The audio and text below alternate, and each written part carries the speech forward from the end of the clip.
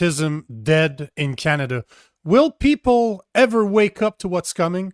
Or does it need to get worse before it gets better? Marc Nixon joins me on this special edition of the Political Orphans. What's going on, sir? Well, I'm excited to be on the show. I just want to say, Nico, when you came out and you came after me, I have to say, I'm on your yeah, I know I'm on your show today because I honestly like you, and I believe that deep down you have the right intentions for Canadians, and your heart's in the right place. So that's why, you know, I appreciate it because, as I said in the video that I targeted at you and others, I actually have recorded with you in the past, and I already like you. Like, I was very clear in the video. I just don't understand where the disconnect is, because in my opinion, the problem that we're facing is not a left versus right problem. It's a top versus bottom problem. Like, I record every day with a liberal, and you know what I've come to realize over almost a year of recording with a liberal as a Christian conservative is that we have a lot more in common that we don't. Often we will agree, I would say 80% of the time, on the problem. Where we normally disagree is on the solution. We see the end to be a bit different, but we agree that there's a problem. But without that conversation, I would have never realized that we do have a lot in common with the left, we all have things in common. And I just want to back up my other content creators while we have a chance here. For example, for example, Jasmine Lane. Without Jasmine Lane, by the way, these conservative content creators, I believe, are heroes in my view. And for example, Jasmine Lane, she had the US ambassador on her show, and she was able to literally, from that interview, was able to get all of the retaliatory tariffs removed on food imports. They were tariffing food that was coming in from the United States, adding an additional 25% to all of the food that was coming in. And because of her, we don't have any of these retaliatory food tariffs without that expose. So without her, we'd still be paying 25% more for our fresh produce and all sorts of other things. I see the coffee prices have stabilized. They come down a bit, but they're still way too expensive. And then Moose on the Loose, I mean, he's building out this, he's fact checking, he's building out this data set that it's live. You could just go on, it's the Moose chart, and you could also debunk it or add things to it. So, I mean, these voices, if we didn't have these conservative voices, we'd have CBC. That's it. So, you know, like that, maybe, you know, we're all trying to do the best we can, and maybe some things that people don't agree with, but without these voices, we have CBC, which is CBC based on what we saw just in the last 24 hours. It's unbelievable. You know, I'm happy you brought that in. You brought that up because there's a couple of things I want to add to this, because Jasmine Lane did respond to my video as well. And I've had conversations. I've never met her in real life. We've never recorded anything together, but I have had conversations with her. And my issue is not that she doesn't report on, let's say, not Hexet, but the ambassador to Canada from the US, because just as an FYI, her video did so much better than the CBC video that was just 24 hours apart, and they have 10 times her following. So FYI, I respect the work that she does. My issue, and if you go back to the video, that was my whole point, is that the conservatives, and I'm going to air quote, the conservatives in Canada, the content creators that consider themselves conservatives, don't call out Pierre Poilievre for the mistakes that he does, and still believe in that left versus right narrative, which is what my biggest gripe is. Because at the end of the day, the number one problem that we're facing in Canada is not being addressed in the mainstream media. So how can, as a Jasmine Lane, for example, when her answer to me on my video is that she covers what's trending, right? Like most people do. I get it. That's how you get a lot of views. That's how you get a lot of the attention. But mainstream media doesn't cover the real issues. So how can you base your content on mainstream when mainstream doesn't cover what needs to cover?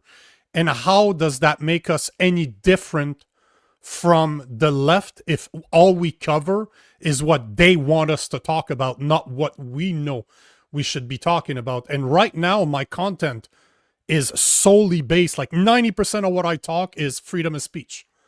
Everything I do, you can bring it back to freedom of speech. I might not say it out loud, but it's all because I care about freedom of speech. Yet, the content creators out there in Canada will talk about the freedom of speech issues, but will not address it as in it's a death it's a death sentence to Canada. I don't care who you are. If you lose your sense, if you get censored, if you lose freedom of speech tomorrow, I don't care that you have a massive audience. You're going to be shut down. So why are we not all talking about this? And that question is not just for the Jasmine Lanes, for the Moose on the Loose, for the Northern Perspective out there, but to Pierre Poilievre himself. If he is the leader of the party that is supposed to be representing me, which it doesn't. I'm too conservative for the conservatives in Canada. I'm closer to a Republican than I would be to a conservative. But that's why so many people are political orphans. That's why we named the show The Political Orphans, because a lot of people are like me looking at our leaders and we're like, what the fuck are you guys doing? Are you guys fucking kidding me?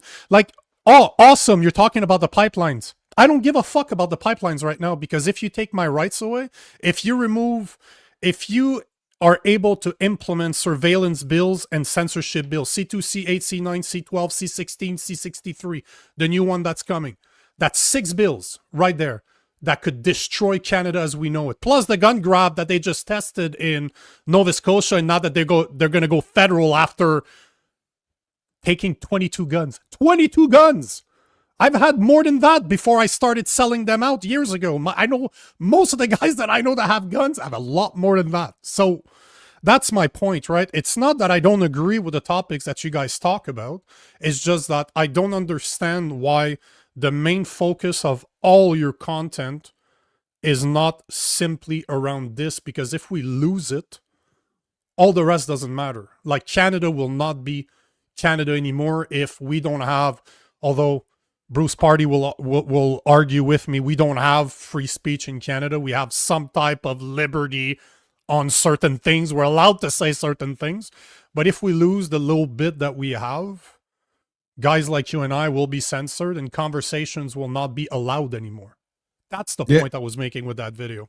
Yeah, so I share the same sentiment as you. I can't speak for other content creators. They do their own content, but speaking for myself, you brought them up, brother. I love the other conservative comment. I mean, but I'm not here to critique them. I appreciate the efforts that they provide. And, you know, I believe that each person does make a difference. And like you said, I think we align more than what people realize.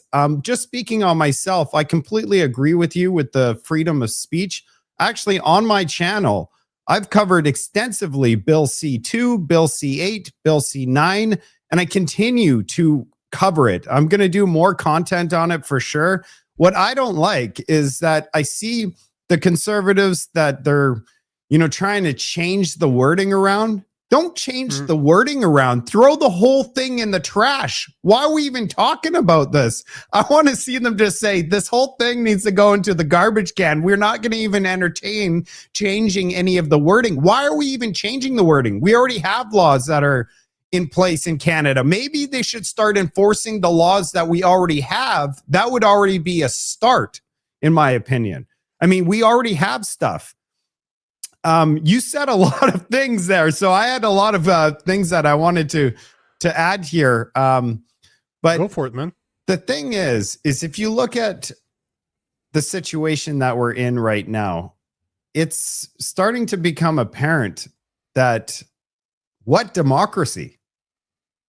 What like, even if you support conservatism, what democracy? We're seeing people that were partying, having a great time, doing a gift exchange, saying that they love the party, and then just literally 6 days ago did a speech in the House of Commons saying that the Liberals our deficit is causing 2 million people on the food bank and all of this devastation, and then partied with the Conservatives, and 24 hours later just walk across and become a Liberal.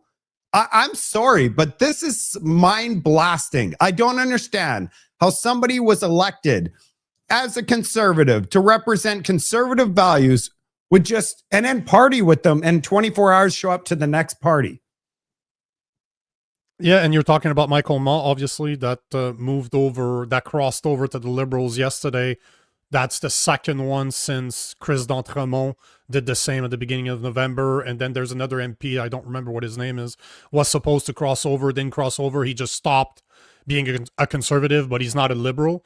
But, you know, the issue that I see here, since you're bringing that up, it's something I wanted to talk about, but the problem that I see here is that we are looking at a majority. We're looking at the first time in the history of Canadian history where a government that has a minority government is going to get a majority government, not by election, but by stealing it, by getting people to go to his party. Because let's call a spade a spade. This is not a change in ideology. Fuck you, I don't believe this shit for a second. The best case scenario, it's a bribe. The best case scenario, Ma wants something that Carney can offer. The worst case scenario, Carney has something on Ma and he made him do the move. Or even worse, people are reporting that 3 days ago he was meeting with the CPP. So, and he is Chinese. So there's a lot of rumors that are flying around as to why he did it. And you look at a guy like Sam Cooper, does a lot of content around the problematic between Canada and the Chinese Communist Party. And considering that we have a lot of Chinese here in Canada, it wouldn't be that far-fetched to believe that some of them are infiltrators. And the RCMP has talked about this before, that we do have a problem here. It has been brought up in the House of Commons, but it's just being left there. Nobody else talks about it. So I just want to say, this floor crossing thing is not new. It's happened in the past. But 100%. The problem is today, with how many of these censorship laws and all of these things that are so crucial to the democracy of our country and having freedom and freedom of speech, everything is on the line here. This is our country. So for them to be crossing at this exact moment in history to form potentially a majority after 10 years of having Liberal and then having this happen, this could be the end. Yeah. No, but it is. To me, it is the end because he's one seat away. I just published a video this morning where I was showing a video that Mark Carney released last month where he was actually inviting people in the audience to call their MPs if they weren't Liberals and to join the Liberal Party. So not only do we have a prime minister that is outright calling citizens to have their MP walk the floor, but we have a prime minister that is going to get majority. I called it out last month. As soon as I saw D'Entremont, I'm like, it's a matter of time before there's going to be another one. Give it 6 months. There's going to be another one, and then there's going to be another one. He's one seat away right now. Just one. One seat away from getting the majority. And if he gets that majority, not if, when he gets that majority, C2, C8, C9, C12, C16, and the new C63 are going to pass. No problem, because nobody's What about C15? There. What about C15?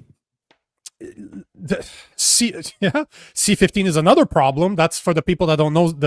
That's the bill related. That's the bill they're saying they're trying to implement the policies of the 2025 budget, which in there he gives ministers the access to prevent anybody they like. So individuals, corporations, do not have to respect the law as long as they're not breaking the criminal code up to 6 years. I know that's another thing I covered. But the point in the matter is that however you look at it, if you're the average Canadian out there that knows that's something wrong and you still believe in the voting system, I don't. I'm that much of a pessimist. I believe George Carlin, what he said decades ago, that if voting actually mattered, they wouldn't let us do it. I'm a big fan of George Carlin, and I agree with that. To me, it's just bread and circuses for the masses. That's why I'm always saying it's not a left versus right problem. It's a top versus bottom problem. But how can people still believe that we have an opposition party in Canada when we have a leader in Pierre Poilievre that doesn't have the stones, doesn't have the balls to address censorship every single day? He spends more time talking about the MOU and the pipelines for Alberta, which is important. I believe in Albertan separation. Frankly, if I was them, I'd want to separate too. But if we don't have free speech, it doesn't really matter. If Bill C2, C8, C9, C12, C16, C15, C63 pass, we're fucked. But why is he not talking about this day in, day out? That's all I talk about. Why is he any different? Because that's all that matters. If there's no free speech, there's no Canada. No, I agree with you. And actually, when Pierre Poilievre was doing really well in the polling and Canadians really liked him, is when his main message and focus was freedom. Yep. When he talked about freedom, people loved that. The freest country on planet Earth. I don't know why he moved away from that. I'm glad that he replaced his campaign manager. I don't know what's going on in the background with this new campaign manager. I think it's only been a few weeks, so maybe there's going to be new messaging coming out.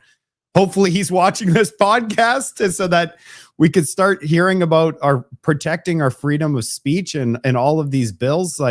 But you know, what worries me is, like you said, there's only one more person that could cross the floor, but there's also Terrebonne, right? I mean, that's still up in air, so that could be two. They might still need two.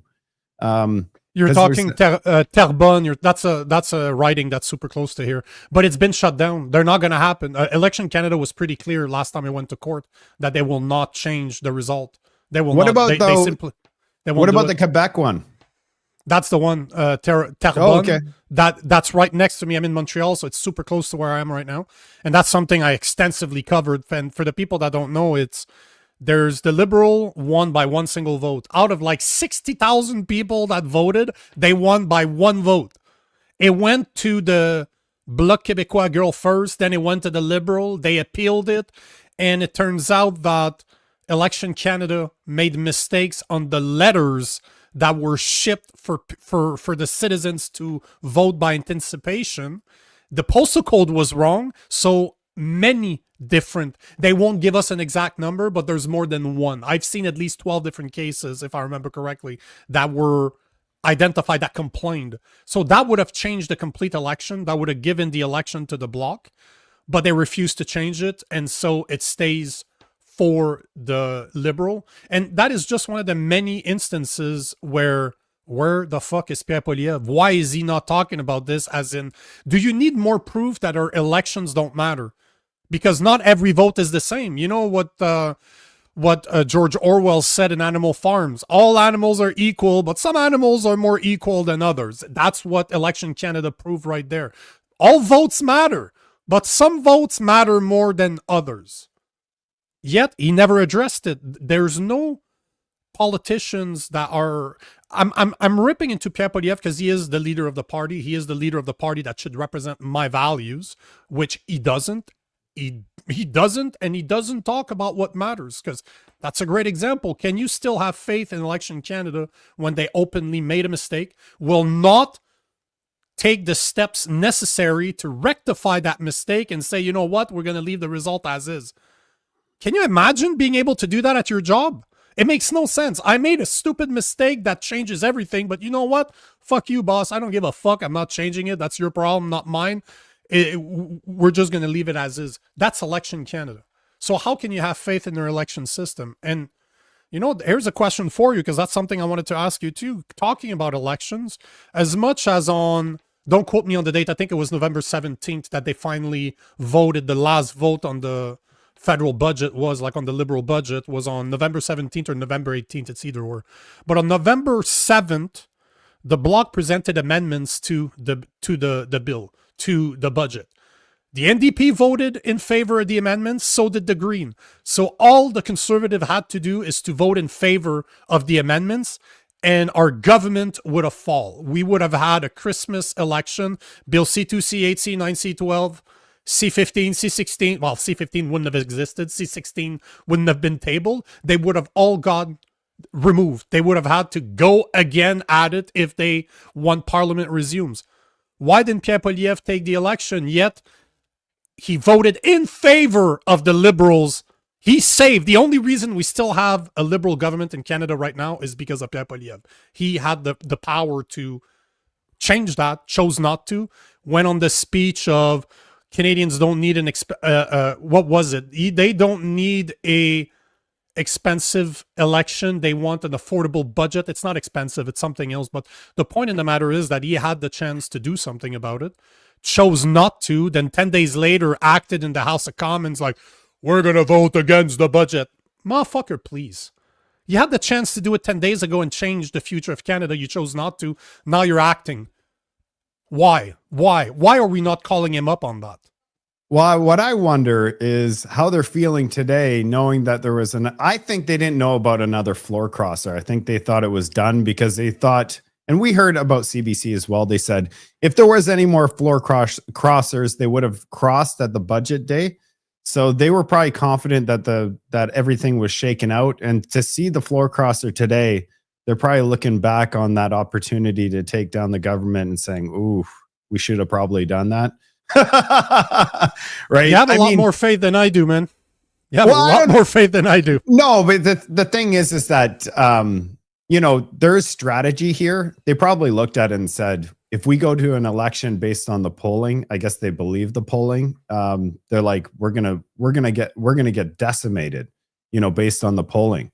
Actually, I saw something today. It showed that Pierre Poilievre, from his own base, went from 68% down to 58%. So it's going to be interesting to see what happens in January. You know, I'm trying to get out there actually so that I'll be able to report on it on my channel, be on the ground and see what's being said. So that's going to be important for viewers. So I haven't booked it yet because I still have to get confirmation. I'm trying to get a media pass. Sure. So that I can be boots on the ground, hear what the strategy is, see what's happening in the background. But as for, you know, I mean, personally, this is personal. I have no idea what they're doing at the Conservative headquarters. I'm an independent content creator. So personally, I would have liked to take my chances and go to an election for Christmas. That's my own thought. I mean, you know, if you could stand on your policies and stand on, you know, say, hey, we're trying to make life more affordable. And that's the number one problem in Canada right now is people can't afford to eat food. So you run on that and promise to deliver on the pipelines, because we know the Liberals are they're not going to be able to deliver on anything. Look at the last 10 years. They haven't been able to deliver on anything that relates to prosperity. What I don't understand is the public. The public should be looking and saying, you know, nowhere do the Liberals say that they're going to make us all rich. Where have they said that? They've all said they're going to get us to net zero. I've heard that every single day.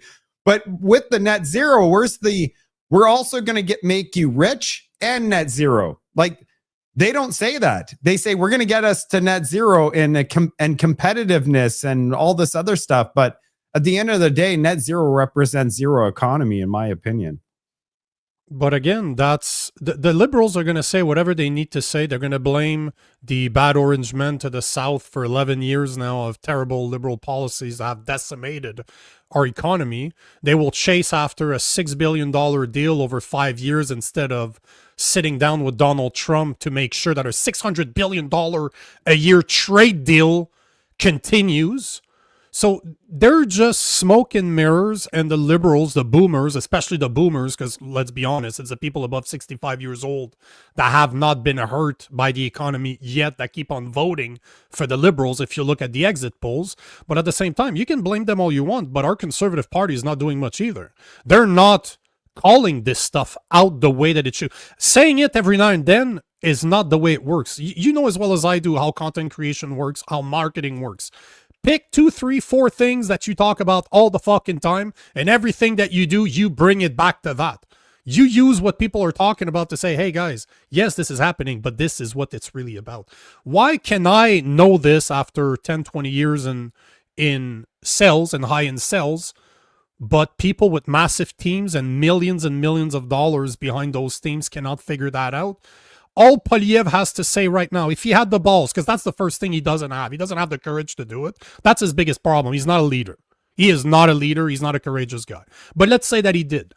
All he has to speak about free speech, the fact that Mark Carney's corrupt as shit, that even the ethic commissioner this week came out saying that Mark Carney's future earnings are directly attached to how well Brookfield does. And for the people out there, Brookfield has gained 33% in the values of their shares since Mark Carney became the prime minister. And that I looked last month. It's probably better right now. But the point is that he could talk about free speech, he could talk about corruption, and he could talk about the price of living. That's it. He could hammer those three down, and that would be the end of it. That's all he needs to speak about, yet he doesn't do it. I know the stats. It's 25% of Canadians right now that are food insecure. 25% of Canadians, not 25.5% of household. 25% of Canadian citizens are hurting to afford food. Some of them have to pay to skip meals in order to pay their fucking rent. This is what we're talking about. And then you see our leaders partying, having fun, talking about going on break. Why the fuck are they going on break right now for the next 6 weeks? Well, like, why are they on break? They've been on break all year, haven't they? It's like 25 it's like days 70 in the House of Commons. Yeah, it's 75, if I'm not mistaken. I just looked at it. It was somewhere around 70 when they should have sat 135 at a minimum, which 135 is not enough in the first place. But the point of the matter is that we don't have an opposition party in Canada. We don't have a leader that has the balls to call the things that needs to be talked about. And to go back to the reason you're here, to the video that I did last week, that I made last week, the people like me that are responsible for keeping them accountable or not. That's my biggest gripe. Like, I can't control what Pierre Poilievre does, but I can definitely call him out every single time I get to say, people, wake up. That guy does not care about you. You agreed that he used politics in order not to go for an actual election down on November 7th. He knew that it wasn't a good chance for them to actually get a majority, and he would have probably lost seats. But if we agree that the main problem that we're facing is that we are losing our freedoms, we are literally, people don't realize, if you've read 1984, George Orwell doesn't explain how they got there. We just know they're there. Right now, as we speak, we are seeing how you end up in a dystopian environment like 1984. We're seeing it right now. Communism, this is what we're seeing. Yet, the leader of the opposition is not hammering this down, would rather wait on an election instead of doing the right thing for Canada. He could reshape his messaging. If I can message this shit day in, day out, imagine if I had millions of dollars behind my marketing. Imagine. I'm a one-man team. Imagine if I wasn't. Every Canadian would fucking know that there's a problem with the corruption with Mark Carney, that we have a problem with free speech, and that Canadians are fucking suffering because they can't afford to fucking buy food. When 10 years ago, that was not a problem. What's the difference? Liberal fucking policies. Done. Not that hard. Yeah, I think the way that we could get back to a winning strategy with just go back to common sense. I'd like to see our politicians speak to the public, speak to content creators like yourself or myself, because then they could start learning, because it feels like they're not looking at the messaging on the ground, and they're a few months late on everything. They're not live. Like, this is what's going on. If they were actually looking at, for example, that moose chart, if Pierre Poilievre took the moose chart, that he would be able to dismantle the Liberals overnight. And we try to push it out there so everybody could see it, and we push it to the Conservatives. Hey, look at this chart. Just get somebody on your staffer to take a look at the moose chart. Bring it to the House of Commons. Make the Liberals dispute every single line item. Basically, if they were bringing us on so that we could speak and have a Discord, and then they could justify their decision making, that would go a long way. I don't know if you saw, but I had an opportunity to sit down with Danielle Smith. I released the footage this morning, and that was real. Like, first off, she's like, do you want to talk about pipelines? Like, when she first saw me come out, I said, no, I don't care about pipelines. She was like, what the hell? What are we going to sit here and talk about that if it's not pipelines? She has all of her, talking points. She's well rehearsed. She knows what she's going to say for every topic. But I said, no, I want to sit here. This is my opportunity to be, find out about you. I want to know about you. And so she was at first going, shoot, no one's ever done that. No one cares about me. They want to know what my policies are. But who cares about the policies if we don't know who's behind the policies? Who's this person, right? So I used the opportunity to find out about her. So that was really well done. I encourage people to go take a look at it.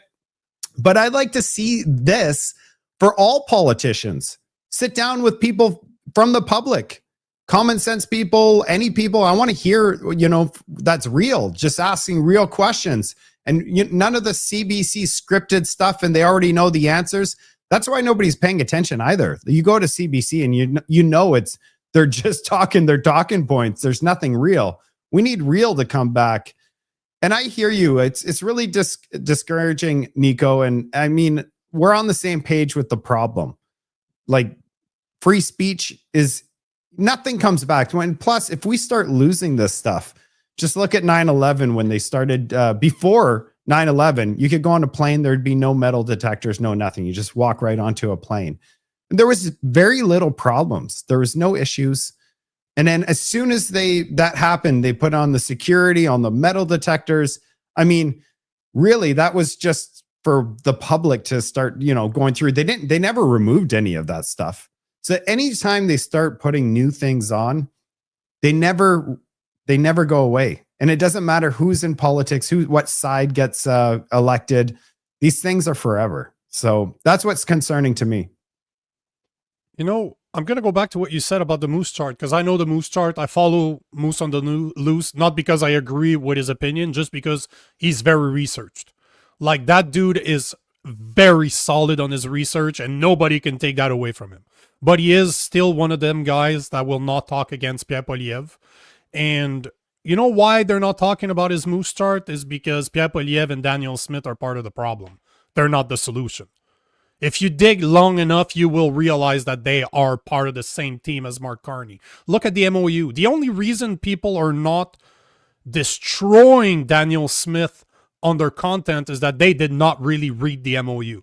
Because if you read the MOU and you're somewhat familiar with the WEF Net Zero 2050 agenda, the first line after the intro speaks about attaining the Net Zero 2050 plan. It is literally word for word the WEF agenda. And I don't care that the MOU is non-legally binding, that it's not worth the toilet paper I wipe my ass with. The fact of the matter is that it shows intentions. I just want to say one thing. I just want to say one thing. So this floor crosser situation is quite interesting in my opinion, because maybe Danielle Smith already knew that was a possibility. And if there's another floor crosser and we have a majority liberal, what do you think is going to happen to Alberta? Because this MOU fired up the separatist movement in Alberta. People are pissed. So, and if there's a floor crosser and then they get a majority, just in my opinion, I don't know what's going to happen. I'm just saying, I'm putting it out there that, could something happen from all this, right? Is that the future? If something does happen, I might be becoming Albertan, by the way. I'm going to join them. So you think she's playing 5D chess? I don't. No, I don't know. I don't know what's happening. I'm just putting it out there that, think about that. Like another floor. I'm just talking about the public. I'm not talking about for her, she did this. And I mean, maybe her intent was to unite Albertans with Canada. Look, we get a pipeline, we get removal of all these restrictions. We could actually start getting investment back into, and if it doesn't work out, let's have a referendum and we'll separate, right? I mean, that's how she's a people, like if the people want to separate, then that's what she's going to do. But her mandate right now is to unify Canada, and that's what she has. Eventually, I believe she's already been since 2022, so she's only got 1 year left.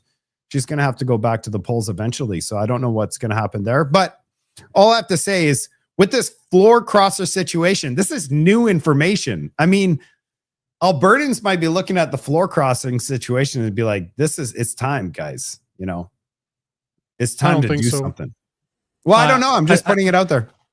Yeah, but I recorded a lot of Albertans, and the separatist movement in Alberta is warranted. I understand it. I fully understand it. I support it 100%, and I'm not from Alberta at all. But What Danielle Smith did was spitting in the face of Albertans, because there's no way. Do you realize that with the stats that she put in the MOU, the $130 a ton carbon tax? Oh, I'm just going to tell you that I first of all, I don't have insider information. I have no idea what's happening, and I don't know what they're negotiating. On my side, if you watch my content, I'm not supportive of net zero at all. I think that CO2's plant food, and sure. If you look at China or other countries that are leading the way in CO2, they should be the first ones to make a difference. Canada represents 1.5% of total global emissions, and we have the second largest forest on planet Earth. And if we actually cared about climate change, we would not have moved away from the 2 billion trees they promised. That right there was like, oh, they're removing the trees. The trees are carbon sink, like that. And then, you know, they would. There's so many things that we could do. Like, for example, I believe we only have 33 water bombers. We'd buy 500 of them.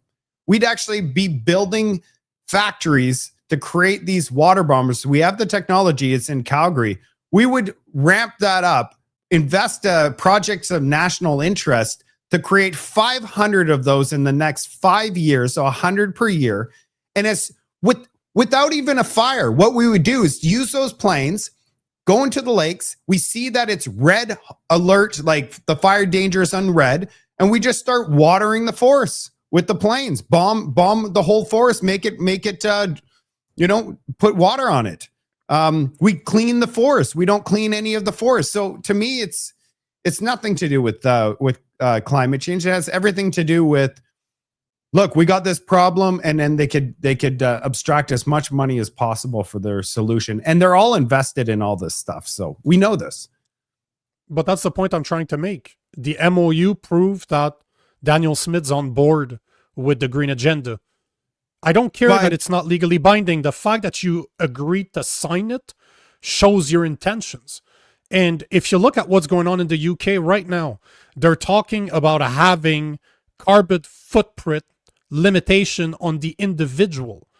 Oh, sorry, you ate too much meat this week. You do have money in your account, but unfortunately for you, you can't buy red meat because the carbon footprint of red meat is too high. This is what this is all about. The green agenda is all about controlling the individual and for us to eat bugs. You think it's a coincidence that Health Canada tried to pass clone meats without labeling, without telling us? It took the food professor for him to talk about it. You think that the next step is not clone food, like not clone food, lab grown food that is 100% synthetic, that has been made from nothing, and those companies already exist. I speak about them on my show. So my point is that all the leaders that we have are all on board with this. If you look at it's not the liberals that brought in the Paris Accord, it was the Conservatives under Harper that were okay with this. So technically, Pierre Poilievre is okay. He was part of that. He was part of the Harper government. He was okay. Agree. He was okay with that. I just have to say, like, yes, they did that, but we're in a different place now. Like our country is collapsing. We have before it wasn't like that. So I would say this is a good time to pivot. You know, like I understand what you're saying, but you know, like we can't do this right now. It's not going to end well. We're already, like you said, 25% of the population's has food insecurity. We're seeing, you know, hope from our youth. You know what was very discouraging is like 44% of our youth under 25 voted in the last election. They could have actually changed this direction of our country. It's so discouraging to know that the youth didn't show up. They didn't take a break, or they didn't go and make a difference. So that to me needs to change in the future. We need the youth to wake up and they need to be front and center. The youth is the reason that I make my content, because I care about them. I'm already old. I mean, I'm old. The youth we're handing the country to the youth. They should be the ones that are stepping up. And I'm trying to wake up the youth, to be honest with you. So we covered the fact you brought up Terrebonne earlier, the writing in just outside of Montreal that Election Canada refuses to review the mistake that they made and have a by-election.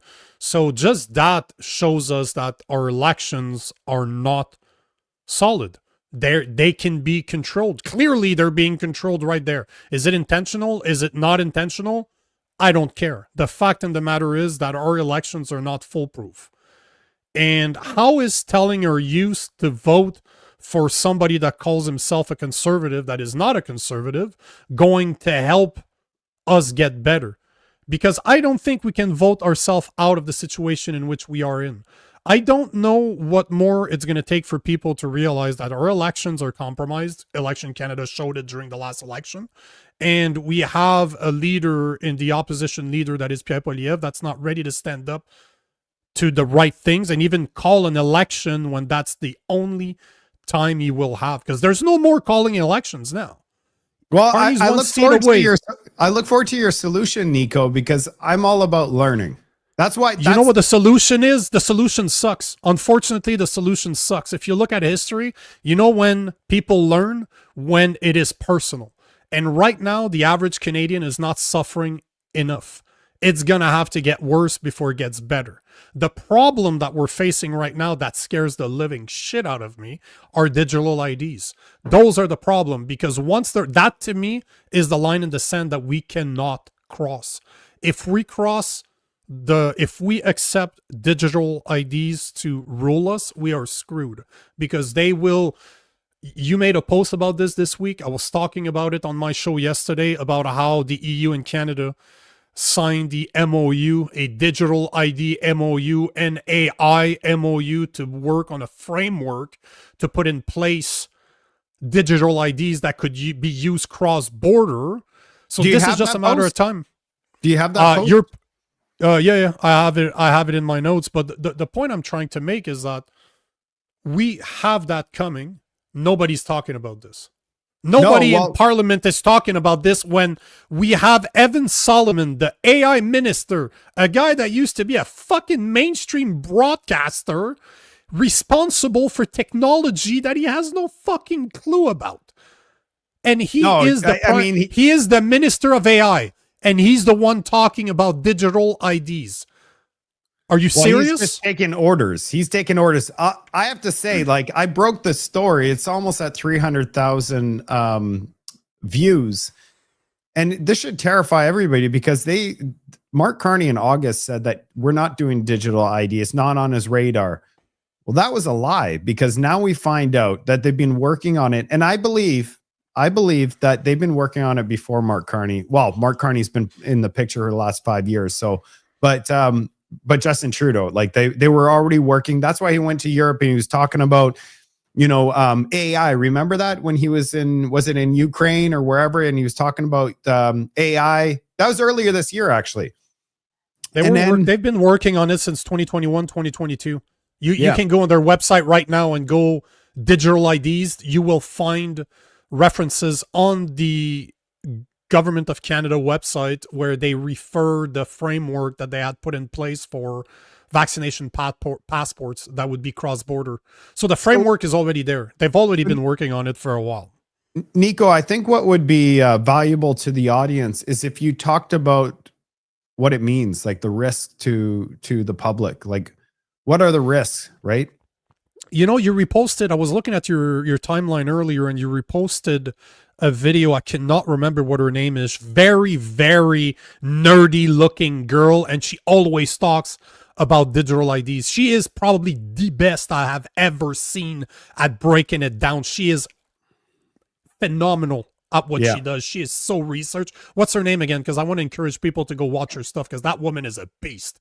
Absolutely love that woman. You know what? I forget her name, but where I get those clips from and I share it, I'll have to look it up. But I'll find it. And I know put it exactly in the what you're talking about, and that's why I share it, because I try to articulate where my strengths are. Is I'm a data-driven person. When I like to go deep and look at data, I like to read things. I'm a visual learner. My communication skills, I'm working on it every single day. Obviously, that's why I enjoy doing these podcasts, because I'm trying to get better. I mean, that's the Whitney whole point. Webb. But yeah, Whitney Webb. That's right. Yeah. I got some phenomenal listeners. I got to tell you, the people that follow this show are absolutely brilliant. They watch the same stuff we look at. But to answer your question, what's wrong with this? You know, just like communism sounds like a great fucking thing when you just look at it on paper and I'm you not remove. Supportive. When I said that, I'm not supportive. I'm against. I'm just saying. I know. I like to play devil's advocate. I like to play devil's advocate. All I'm saying is, on paper, communism sounds like a great idea. But once you start putting human nature into the fold, you understand why over 100 million people were killed under communism in the 20th century. Because you're basically giving all the power to control everybody's life to a very few amount of people. And guess what they do? They love power. And if you don't like them, they will kill you for it. So this is communism. But digital ID is no different. If you hear the term digital ID, and Danielle Smith has spoken about implementing a digital ID in Alberta, when you listen to what politicians have to say, you're like, oh, okay, cool. That could make sense. You know, it would make my life easier. I don't have to carry as many IDs in my pocket, or I can have the app on my phone.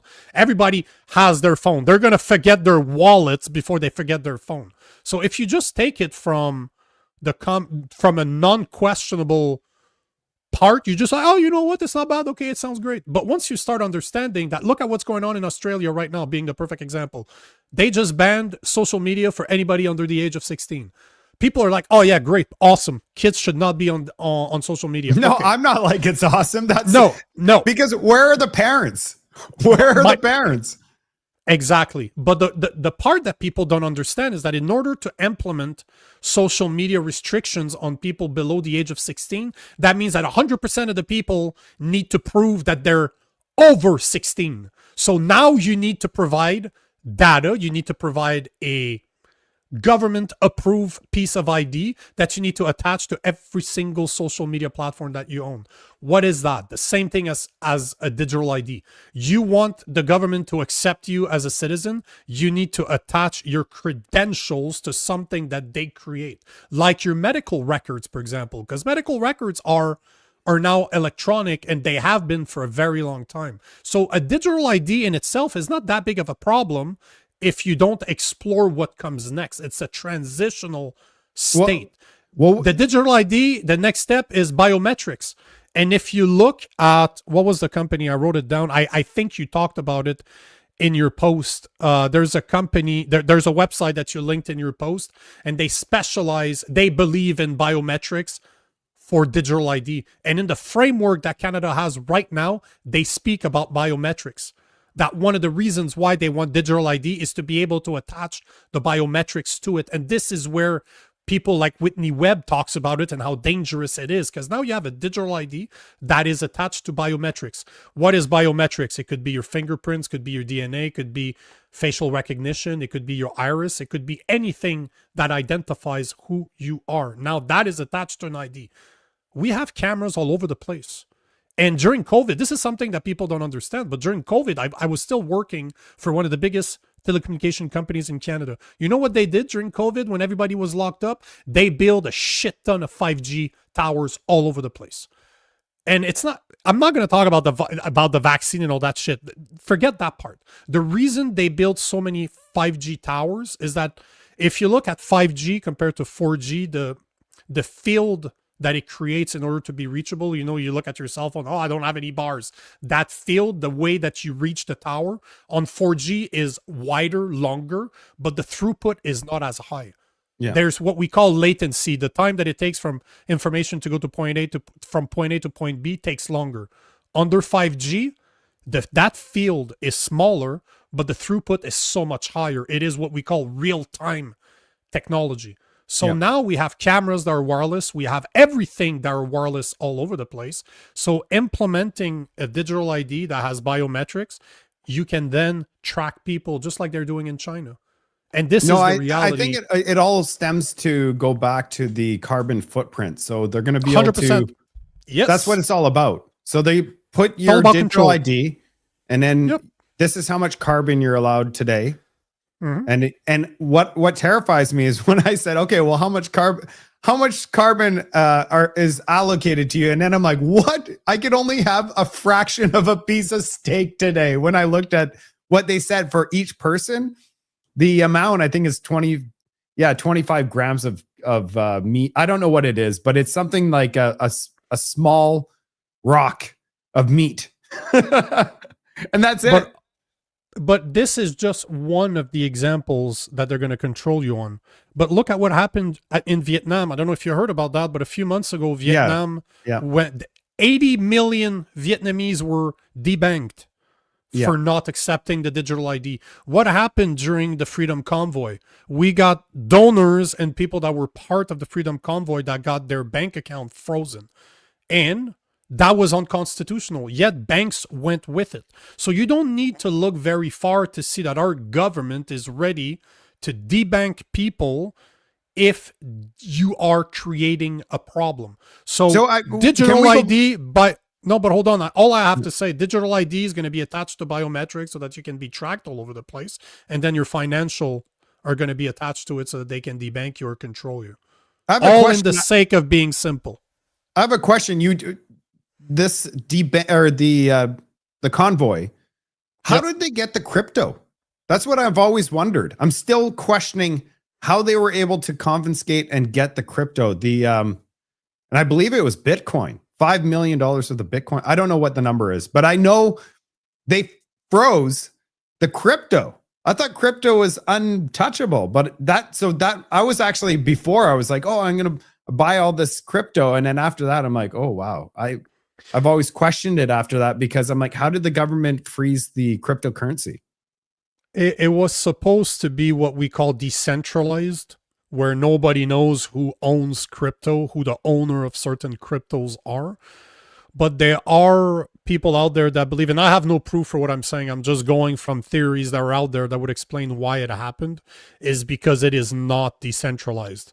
That the crypto was put in place in order to sell the idea of crypto. Because if you look at the next step of finance or economies is to have BDBCs, to have banks that are solely online that will use some type of crypto. So who knows? There's people out there that believe that the only reason we have crypto right now is to get us used to crypto so that we're ready to use it. But if they were able to confiscate it, that means that it's not decentralized, that there is a way to know who owns Bitcoins, for example. Because how else would they have been able to freeze Bitcoins if they were indeed 100% decentralized? No, I know. That's just common sense, right? But the thing is that we never heard anything after that. When I heard that the cryptocurrency was frozen, we didn't hear like anybody go and dig into that, going, how is that even possible? No one even talked about that after that. I'm still wondering how that's possible. So to me, it seems like crypto, it's sold as something safe, but the government could freeze it. I don't know. It's very easy to go down rabbit holes when you just use common sense and you're ready to just critique whatever you believe. If the only way that the government could have froze crypto, Bitcoin, for example, is if there's a way to identify who owns them, that it's not decentralized like we were told it was. So it's just common sense. Hey, Nico, I want to give back to the people watching the show. Is there any good questions we could touch on? Oh, there's a lot of questions, man. There's one I need to address. Mr. Stu here. Hi, Nico / Mark. We live in a dictatorship run by a minority government. Pain, that's the only thing we will see change. Yeah, and I agree.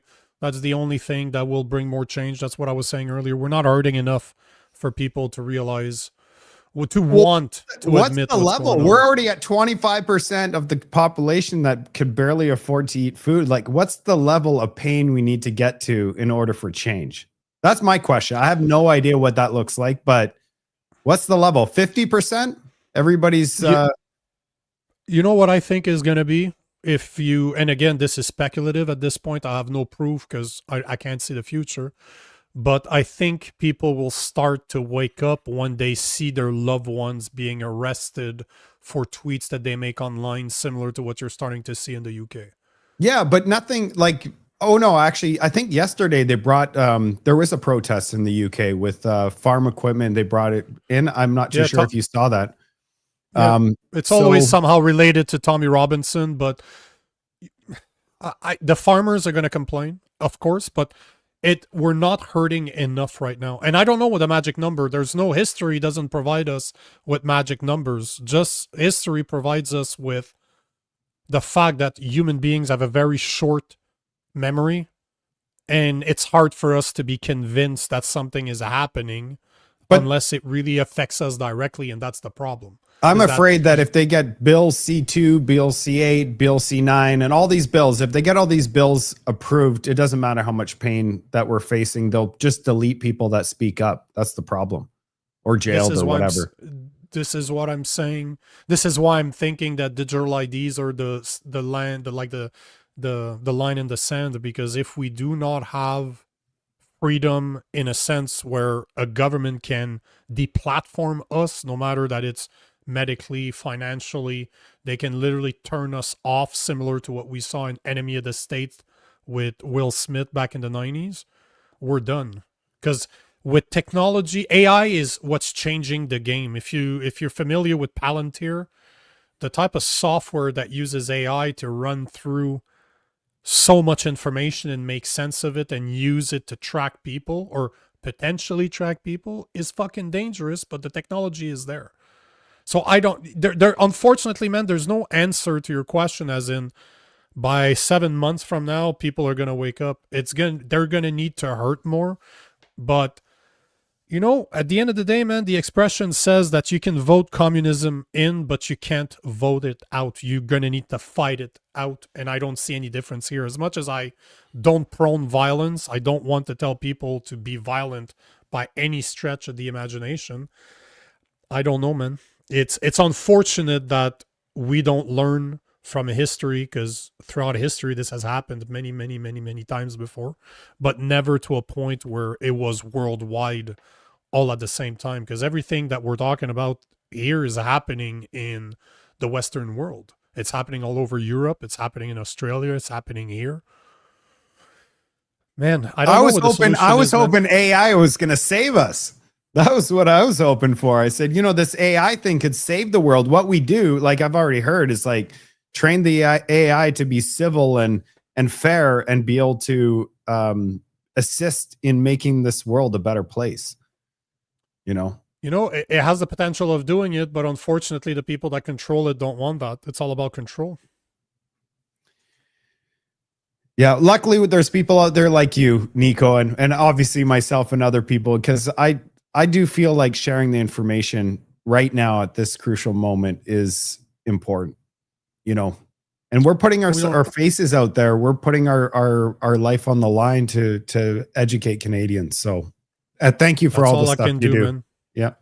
That's all I can do, man. It's a God thing, brother. Believe me, my life was a lot easier before I did this. I didn't have to worry about this stuff. So, well, that's why I say, I mean, people that are watching don't realize the amount of sacrifice that is required in order to do what you do. So I appreciate you. I know you're working hard every single day you show up. And that's why at the beginning I told you, I said, I like you. I want to come on the show. Yeah, man. And I appreciate you too for taking it and not being insulted by what I said in that video. But that's the perfect way to finish this. That was my intention. At the end of the day, all I want is to create that conversation with other people that have big platforms out there to educate or inform. I don't like the word educate, but to put that information out there so that Canadians can maybe learn something and start asking the right questions. Because I don't really care if people believe me or not. At the end of the day, if I can trigger you to try to prove me wrong, if that's what it takes, I'm very happy, because critical thinking is all intelligence is being able to critically look at your beliefs and say, I might be wrong. Be curious and have critical thinking, the two main things that they don't teach us in school anymore. Be curious. I like that. Curious is most important. Yep. Find out as much as you can. I'm learning every day, and that's what I'm excited to wake up. And I mean, I'm far from right on everything, but I'm very curious to find out more. So that's that's something I'm going to keep doing for sure. Well, thanks, man. We're bang on an hour. Thanks for taking the time on your Friday afternoon. I know that you're going to spend the rest of your day with your kids, and I'm going to do the same thing. I'm going to go spend the rest of my day with my kid and wife. So thank you for doing what you're doing. Thank you for being here. And man, I don't know if you have something you want to say to the people out there. You know what? I mean, hopefully you learn a few things. I mean, it's not all doom and gloom. The key is that we're still able to communicate with each other. And that's most important. And that's why I keep showing up every single day. That's also why I thanked you, Nico, for all the work that you're doing. We just need to continue to spread the word. And to be honest with you, if you look at CBC numbers, they're nothing compared to independent media now has exploded across the country. They know this. That's why they're pushing so hard on these bills, because they're like, these independent journalists, and I don't call myself a journalist. I'm just a content creator. They're a threat. And we're a threat because we're able to share the information with everybody. And we're going to keep doing it as long as we can. At least I will. And so I want to thank everybody for watching the show. Share the show. Follow me on X. Follow me on YouTube, Instagram, wherever I am. You just need to find one, and then you can find all of the links. And maybe Nico will also share them in the description section. And yeah, and share the content. And have a wonderful weekend. And have a wonderful weekend. Yep, 100%. So thanks for all the listeners. Thanks for the commenters. Thanks for always being there. And we will see you tomorrow. We have a Saturday night mashup from 9 p.m. to 11 p.m. tomorrow. We're going to be talking about radical Islam. So that is something that you do not want to miss. But until then, enjoy your Friday, and I will see you guys tomorrow, 9 p.m. Eastern time. Peace. Thanks for having me, Nico. Absolutely. Thanks for being here, man.